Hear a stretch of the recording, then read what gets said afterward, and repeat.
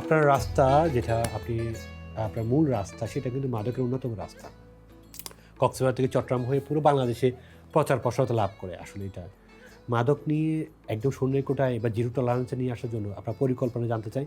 পাশাপাশি আধিপত্য বিস্তারকে কেন্দ্র করে অনেক মারামারি সহিংসতা অবস্থা দেখি, যাতে যেগুলা হলে পরে সাধারণ মানুষ ভয় পায়, ভীত থাকে। মেয়েরা, বাচ্চারা, সন্তানরা আসলে এটা ভয়ে কাজ করে, চাঁদাবাজ দেখা যায়। এইসব উদ্বেগজনক ব্যাপারগুলা আপনি কতটা চিন্তিত? এগুলি নিয়ে আমরা কাজ করতেছি। এখন আমাদের প্রত্যেকটা ওয়ার্ডে একটা কমিটি হচ্ছে।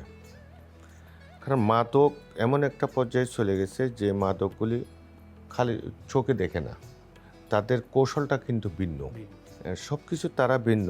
সেই ব্যাপারে আমরা মানুষকে এই যে প্রত্যেকটা ওয়ার্ডে কমিটি করা হচ্ছে, এটা আইনশৃঙ্খলা বাহিনীর সহায়তায়। এটার মাধ্যমে আমরা এলাকায় সচেতনতা বৃদ্ধি করার জন্য একটা পদক্ষেপ নিচ্ছি।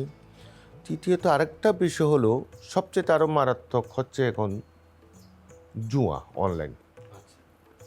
এগুলি যেটা শুনতেছি, মানুষ ঘরে বসে কি জুয়া খেলে, এটা নাকি আরও মারাত্মক।